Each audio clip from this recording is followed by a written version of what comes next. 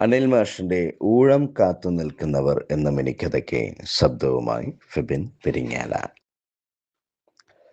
സർക്കാർ ആശുപത്രിയിലെ ആ പഴയ മേശയ്ക്ക് മുന്നിൽ മാധവൻ ഒരു യന്ത്രത്തെ പോലെയാണ്. വലത് കൈയിലെ ബോൾ പോയിന്റ് പേന രേസറിലൂടെയും ഒ പി ടിക്കറ്റുകളിലൂടെയും പാഞ്ഞുകൊണ്ടിരുന്നു. പേര്, വയസ്സ്, സ്ഥലം. മിനിറ്റിൽ 3-4 ടിക്കറ്റുകൾ. പുറത്ത് നീണ്ട വരി ഒരു പെരുമ്പാമ്പിനെ പോലെ ചുറ്റിപ്പിണഞ്ഞു കിടക്കുന്നു. അമ്മാവ, ഒന്ന് വേഗം എഴുതപ്പാ, ഉള്ളിൽ ഡോക്ടർ ഇറങ്ങിപ്പോകാറായി. വരിയുടെ മധ്യത്തിൽ നിന്നൊരു യുവാവിൻ്റെ രോഷം. മാധവൻ തലയുയർത്തിയില്ല.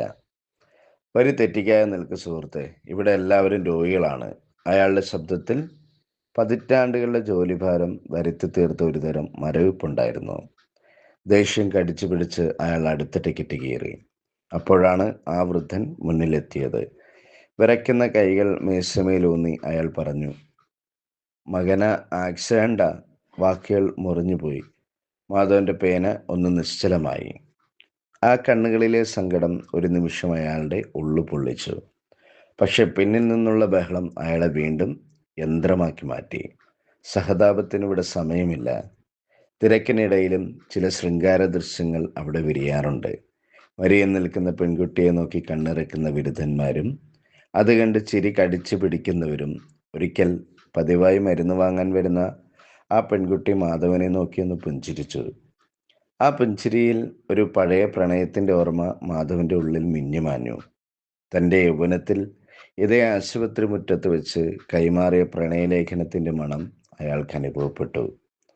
ആ നിമിഷം അയാളുടെ എഴുത്തിന് വേഗത കുറഞ്ഞു. മനസ്സിലൊരു കുളിർമ പടർന്നു. ഉച്ച കഴിഞ്ഞ് തിരക്കൊഴിഞ്ഞപ്പോൾ മാധവൻ തൻ്റെ ചെറിയ മുറിയിൽ തനിച്ചിരുന്നു. ഫാനിൻ്റെ കരകര ശബ്ദം മാത്രം. അന്ന് കണ്ടുപോയ മുഖങ്ങൾ ഓരോന്നായി മനസ്സിലേക്ക് ഇരച്ചു കയറി. മകനെയോർത്ത് കരഞ്ഞ അച്ഛൻ, ദേഷ്യം കൊണ്ട് വിറച്ച യുവാവ്, ഒളികണ്ണാൽ നോക്കിയ കാമുകി. ഓരോ കോപ്പി ടിക്കറ്റും വെറും കടലാസല്ല, ഓരോ ജീവിതത്തിൻ്റെ രേഖാചിത്രങ്ങളാണെന്ന് അയാൾ തിരിച്ചറിഞ്ഞു. ആശുപത്രിയുടെ ചുവരുകൾക്കുള്ളിൽ വേദനയും പ്രണയവും കലഹവും ഒരേപോലെ അലിഞ്ഞുചേരുന്നു. നാളെയും ആ വരി നീളം. മാധവൻ വീണ്ടും തൻ്റെ പേനയെടുക്കും. കാരണം ഓരോ ടിക്കറ്റിലും ഒരാളുടെ പ്രതീക്ഷയോ പരാതിയോ ഒളിഞ്ഞിരിപ്പുണ്ട്.